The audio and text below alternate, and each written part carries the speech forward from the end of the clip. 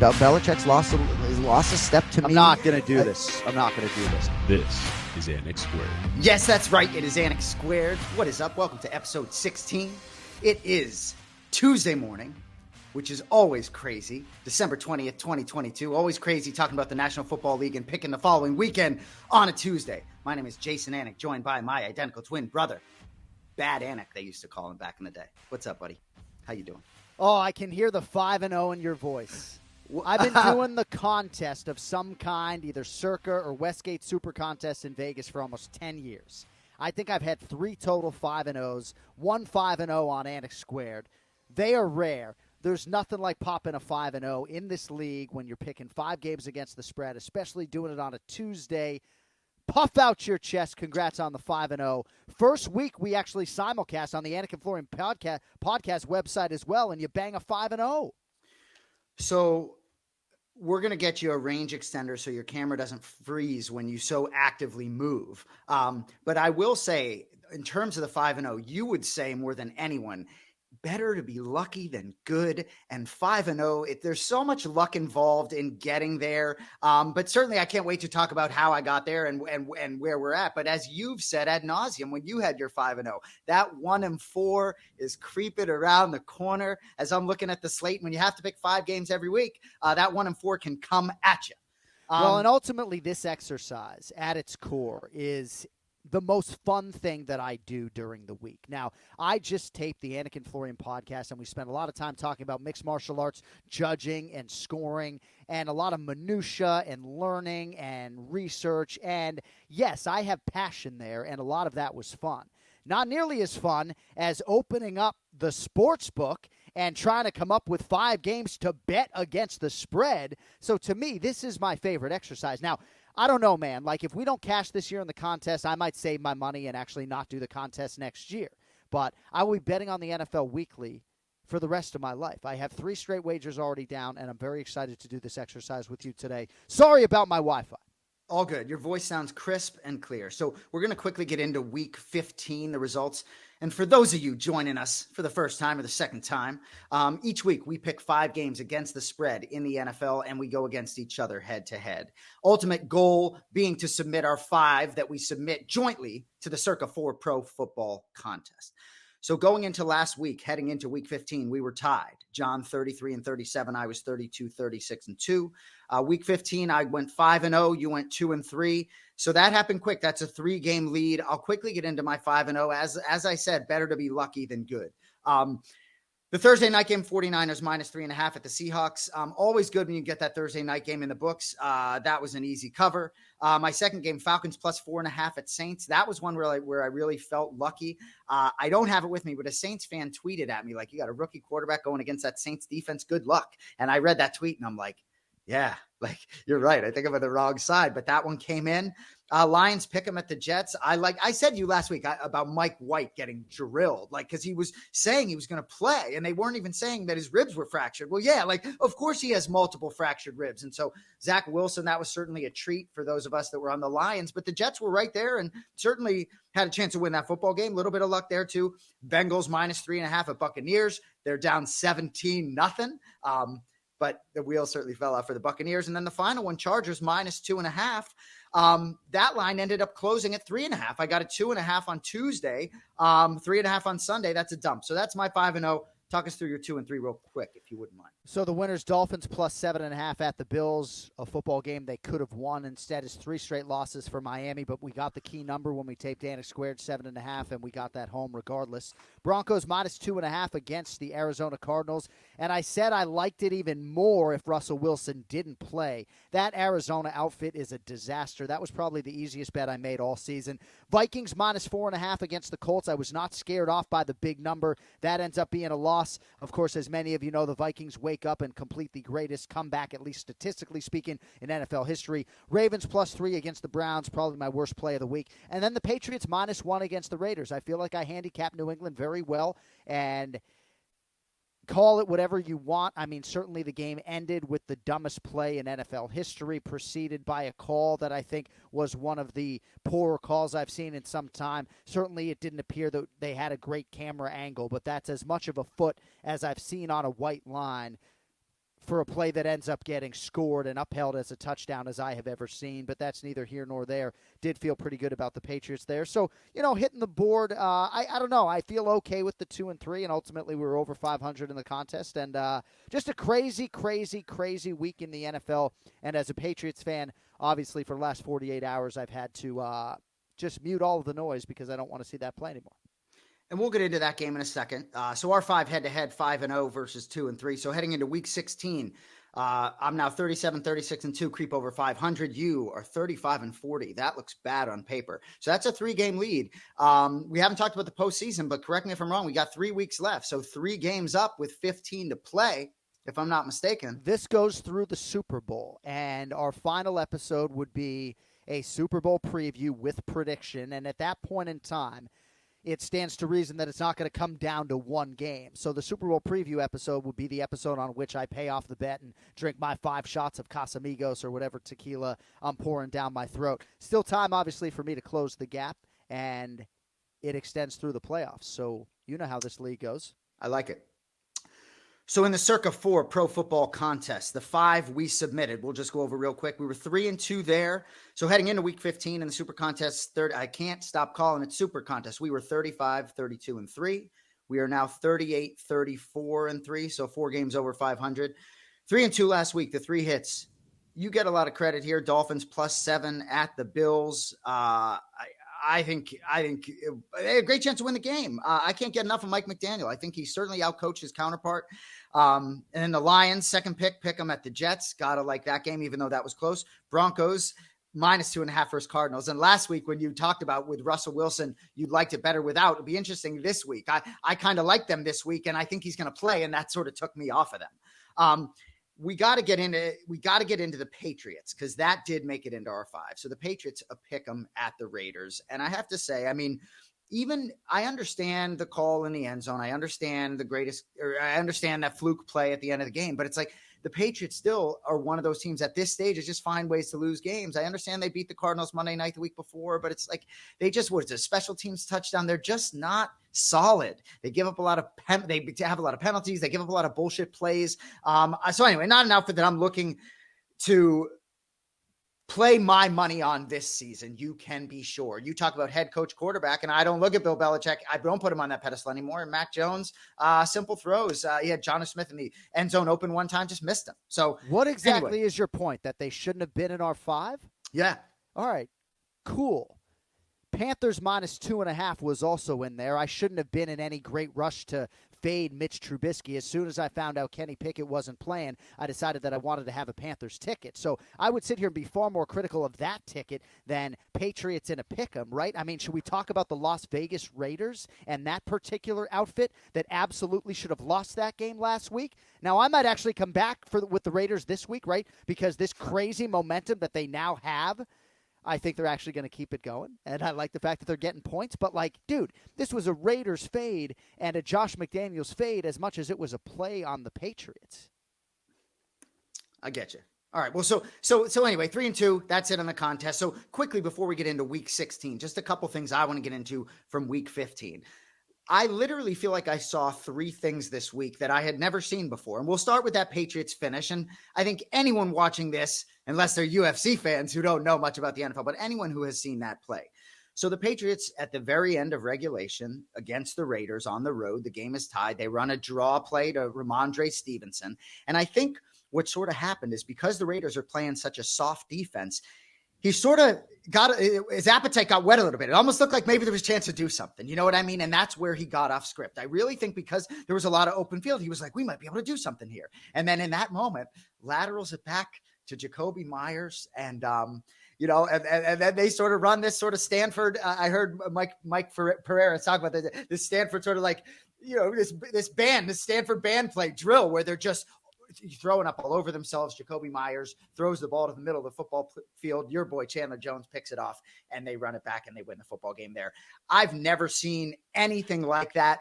In the moment, for me, my rub is that the Patriots, to me, this season, it doesn't feel like anything's at stake ever. So it didn't get me in the moment like it might have gotten to you. I was laughing in the moment. The next day I was like, man, it'd really be nice to be 8-6 with Cincinnati coming in town. That's what got me. But what are the stakes? they're not playing for anything. Any thoughts on that end of that game or anything that happened? Well, first of all, if any franchise deserved to get one back on another in the NFL, I'm sure other fan bases would have their own arguments. But certainly, as someone who attended the Tuck Rule game and left when Tom Brady fumbled the football, then it's reversed. They wouldn't even let me back into the stadium. But the Raiders deserve to get one back. Now, certainly this pales in comparison to that because that Oakland Raiders team looked like they were going to go on and maybe win the Super Bowl, right? So, yes, I guess this didn't hit me in totality as hard because I didn't have any great expectations for the New England Patriots. But despite the fact that maybe 30% of the roster is going to turn over next year, I want this team to make the playoffs. I'd at least like them to play for a playoff spot in Week 18 in the final game. And now that's probably not going to be a reality. So I'm disappointed that they're probably not going to make the playoffs or at least have a chance to play for that spot in the final week. But that's all that you lose. That's all that you lose. It just happened to be the dumbest play in NFL history, and it stands to reason that they could have lost the game in overtime as well.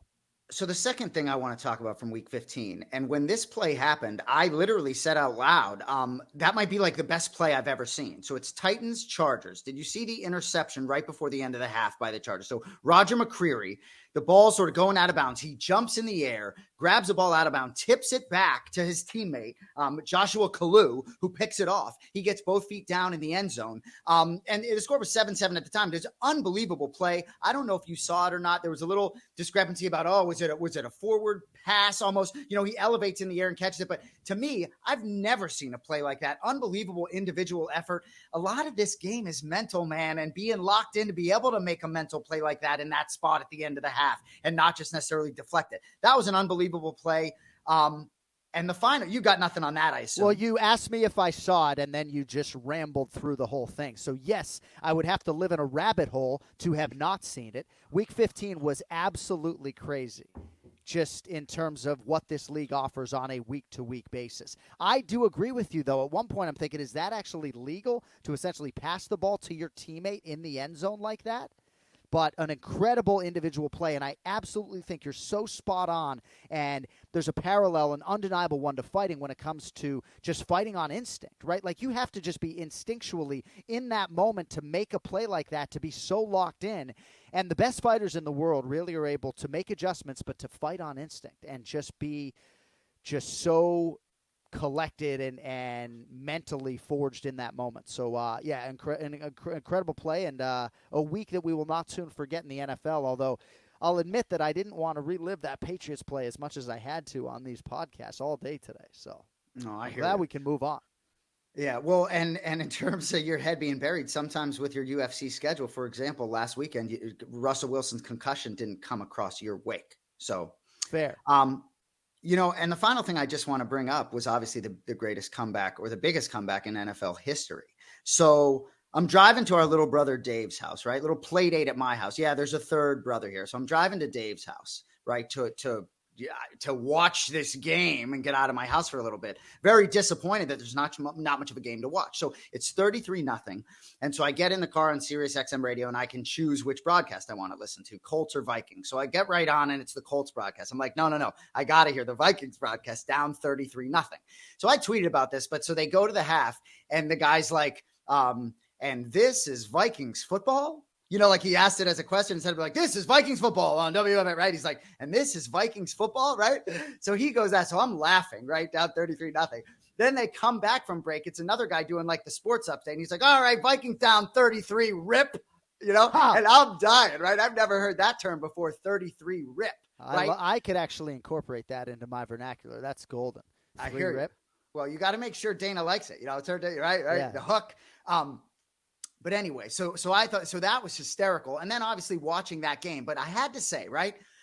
And you see different people go back and forth on Twitter, but I loved how Kevin O'Connell kept kicking the extra fucking point. Excuse my language, right? Keep kicking the extra point. You're down 33-0. Keep kicking the extra point. You don't have to go for two. And I saw certain people, I'm not going to name names on Twitter, calling for him to go for two earlier on. It's like, no, just Get your points. Don't go for 2 until you have to. It's kind of nice to see Mike Vrabel at the end of the game against the San Diego LA Chargers. You see him kick the extra point. You see him struggle with it. They end up losing the game, but he almost wanted to go for 2 at the end of the game. That's one situation I don't really mind it. Even Josh McDaniels, I know that game ended in a victory for his team, but I'm thinking, McDaniels, go for 2 here. Get a victory over Belichick. So anyway, I was glad to see him go for 1 there. What a weekend in the NFL. Before we move to 16, anything else from you? Well, we're 38, 34, and 3 in the Circa 4 Pro Football Contest, and that's not good enough. So we'll see how it goes over these final few weeks, but still hoping to pop a 5-0 or maybe a 4-1, and at least have some good feelings and actually give me reason to consider submitting an entry in 2023. Heard. All right. Well, I think I'm going to start us out. So just to recap, each week we pick 5 games against each other. Our goal for the Pro Football Contest is to agree on a 5 and submit them and hopefully go 4-1, 5-0 next week. My first selection against you, week 16, head to head. Which one do I want to give first?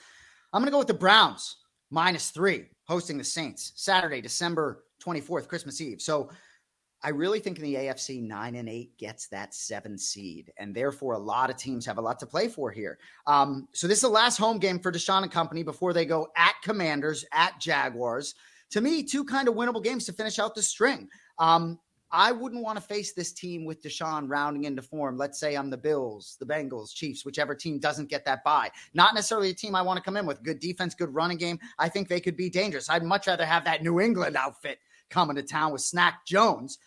Saints only a game back in the division. I just think they get beat outdoors here. Some weather in some of these spots. It's about 16 degrees in Cleveland. I don't think that New Orleans team's going to like that much. My first selection, Browns -3, week 16. Well, and you buried the lead a little bit, right? Obviously the frigid temperatures, but the wind could be north of 40 miles per hour. You might not be able to kick. You might not be able to throw the ball. Both teams can run the ball. Taysom Hill figures to have a field day potentially against that Cleveland rushing defense. But weather is going to be a factor there, and that's why that game will not at all be a part of my handicap. Interesting. All right, first selection for me, and again, I'm getting a key number here. Shop your price because these lines have moved all over the place. We are taping this on Tuesday, middle of the day, and I have seen major line movement on several games. I'm going to take the New York Giants, catching 3.5, relatively short week after the primetime game on Sunday night against the Commanders. Back-to-back road games for the Giants, but I don't care. I think they're better than Minnesota in a lot of respects. Giants plus 3.5 at the Minnesota Vikings. It is amazing to look at what Kevin O'Connell has done with this team in Minnesota during the regular season. But the record just seems fraudulent to me, and the New York Giants essentially need to win out. So I'm going to take the New York Giants through the key number. It's +3, even money in some spots right now, but I do believe that you can get that 3.5, and you should hold out for it. I think it's going to be a field goal game, and I think the New York Giants defense is going to be heard from here, even if the offense isn't. Giants plus 3.5 at Minnesota for me in Week 16. Yeah, I don't know if I'd be on that side. I doubt it. We're looking for you to play games in which I like the other side, most certainly. My second selection, and this may be a mistake too when you talk about the weather, because I think there's going to be some similar weather there, and the wind may be a factor. But my second selection is the Steelers -3. I'm going to the night game because I wanted to make sure you wouldn't get this game. Steelers -3 versus the Raiders, Saturday night, Christmas Eve. Raiders aren't good, man. Derek Carr is so streaky and such a dangerous guy to bet on. There's a certain he makes so many dumb mistakes. Going to be cold. Going to be, I think, similar weather. It may be windy, but I think Pickett's going to be back. He's used to that weather. I don't know, man. Vegas coming east after that emotional win. It's like, what are you celebrating, Vegas? Been a disastrous year. I think they're on the fringe. Both teams 6-8 here. I'm looking to bet Mike Tomlin. I'm looking to bet the Steelers, whatever I can. So my second pick, Steelers -3 versus the Raiders. So I have a ticket already on the Raiders +3, but it's not going to be one of my 5 here for Anik Squared. Yeah, I'm coming back with the Raiders, absolutely. After they won a football game like that, I think they're going to probably win again at Pittsburgh. But second selection for me is going to be the San Francisco 49ers laying 7 home to the Washington Commanders. Taylor Heineke versus this San Francisco defense appears to be the number one mismatch on the board this week. Now, I love Dotson, the young receiver for the Commies. Love Terry McLaurin. Love B-Rob. Love the skill guys. Washington defense kind of let me down a little bit in terms of their ability to get at Daniel Jones last weekend. But relatively short week for the Commanders, taking on the best defense in football. I'll take the 49ers -7 to put a 30 rip on the Commanders, who only get to 17 or so. 49ers -7, my second selection for Week 16. Man, that's a tough game. It really is interesting. Last week, and I know hindsight, obviously 2020, but after a 5-0, it wasn't as difficult picking 5 games for me last week as it was this week. My third selection here, and I really almost went the other way here. It's going to be the Titans -5.5 versus the Texans. Saturday, 1:00. So the Texans are last against the run. They got Derrick Henry coming in town. I know Tannehill's ankle's banged up. I guess he's going to try and play through the pain. I'm not so sure that matters much. I think it's got to be a Derrick Henry game. Titans have lost 4 in a row. Been an up and down year. They were 0-2, went on a nice stretch. But they're versus Cowboys and at Jaguars to finish the year. Jaguars on their heels. They need this one. That's a 1-game lead in the division. And I think as this game kicks off, Jacksonville is at the Jets on Thursday. I almost played Jacksonville, but I think Tennessee's going to need this more come Saturday morning. So to me, because I think Jacksonville's going to beat the Jets. Titans -5.5 versus the Texans, my third selection. And we're going to give you a better number because Zach Phillips, our producer, just found -5 live on DraftKings Sportsbook. I can confirm Titans -5. And I'm sure Zach's going to appreciate hearing this. Where I place my bets right now, the Titans are -7. So as I'm preparing for this show today, I am just seeing wild line movement on a lot of these games. I'm seeing a full 2-point discrepancy in different sports books right now on that game. Unbelievable. Wish I could get 10 with the Seattle Seahawks at Kansas City, but I'll take 9.5. Oh, Tyler Lockett's not playing. I understand. I'll take the 9.5. I'm sure weather's going to be a factor, but Seattle Seahawks, they know how to travel well in the cold. And I don't know. I just still believe in the Seahawks, at least in terms of their mental fortitude. I know the roster doesn't look great as far as the backfield and the wide receiving core is concerned, but they play hard, and it's a big number. Kansas City, obviously the class of the AFC. Patrick Mahomes has distanced himself from the MVP pack. But I'll go Seahawks +9.5 to keep it relatively close inside a score at Kansas City. Seahawks +9.5, my third selection for Week 16. I do see a Kansas City blowout there, but they have not been good against the spread. So good luck. My fourth selection, I cannot help myself for the third straight week. The Detroit Lions will be in my 5. Detroit Lions -2.5 at the Panthers. It feels square to me. But Carolina, I don't like going against Steve Wilks. Watching him on the sidelines, it looks like he wants to win every down, every play, every matchup. I love that guy as a leader. You think, and I haven't digested every Panthers game, but my guess would be he doesn't struggle managing the clock. Just be a guess. You know what I mean? Like some of these other head coaches.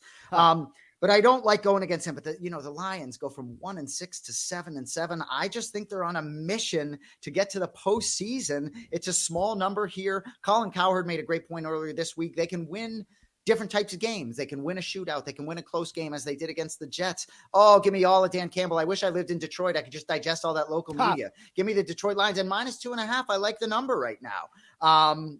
Again, mad respect to Steve Wilks, but my fourth selection, Lions, -2.5 at the Panthers. And I think you need to buy some Detroit Lions merchandise. I think I agree. They're your NFC team.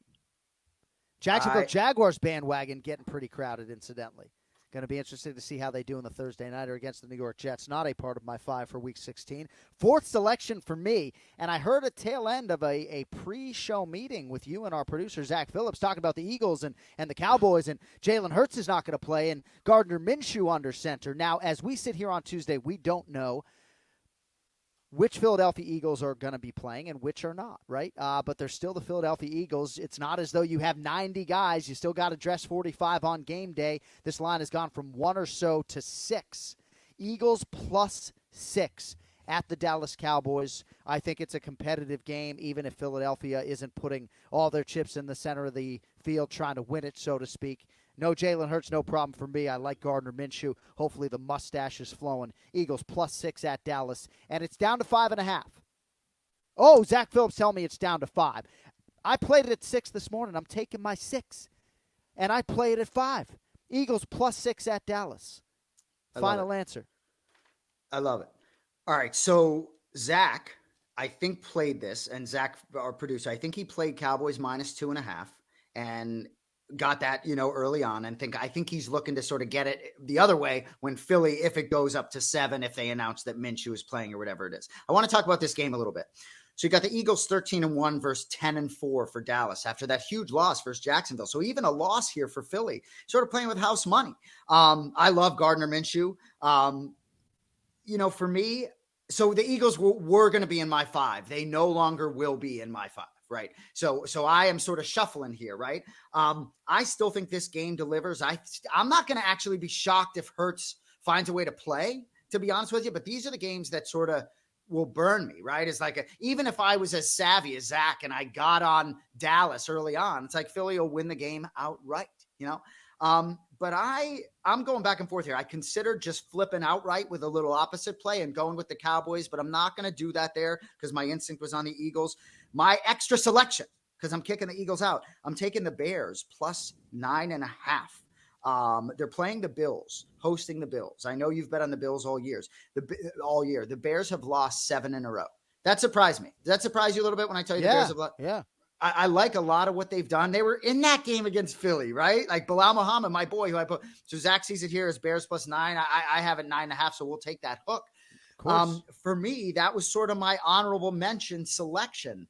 I don't know if Buffalo figures it all out. Hopefully there's some weather there. Hopefully Chicago eliminates sort of some of the negative plays and some of the just head scratchers. But my 5th, a little bit of a navigation there, but I'm going to take the Bears +9.5 as my 5th selection.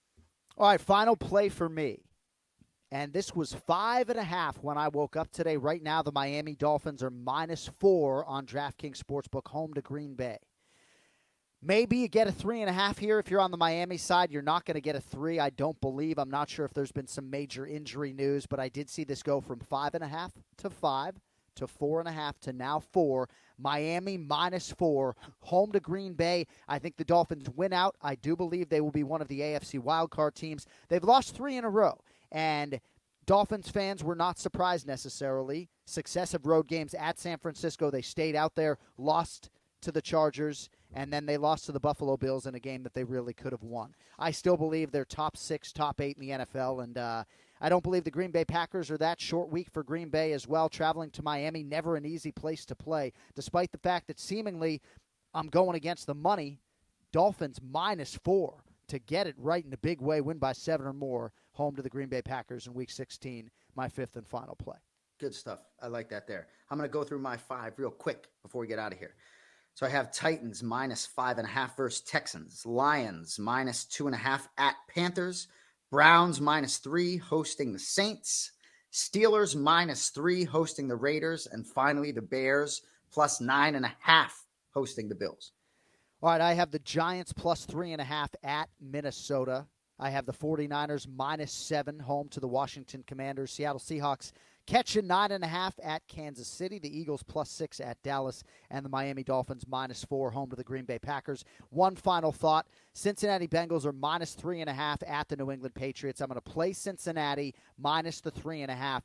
I do believe you're going to get a big effort out of New England. I mean, I do believe that Bill Belichick will center this team with his communication skills, with his ability to get guys to run through a brick wall for him. So I don't think it's out of the realm of possibility that you get a big effort from the Patriots. But they don't do well against the good teams. I don't have to tell you that, right? They beat up on the Sisters of the Poor. Teams like Cincinnati, right, put up a 30 rack, even if they don't play particularly well. I know Joe Burrow gets sacked a lot, and I do think the Patriots defense might be heard from. But I'll have a ticket on the Bengals -3.5.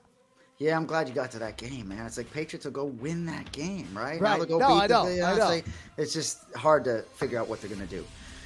Anyway, appreciate you joining us for episode 16 of Anik Squared. Keep in mind on the hammer.bet, Thursday night, Sunday night, Monday night, 20 minutes before each of those games, they have a primetime show. A lot of good stuff going on. Those of you who jumped over from the Anik and Florian Podcast Network and digested our show last week, we appreciate you. For our great producer, Zach Phillips, and the great Jon Anik, my name is Jason Anik. We'll see you next week on Anik Squared. Later.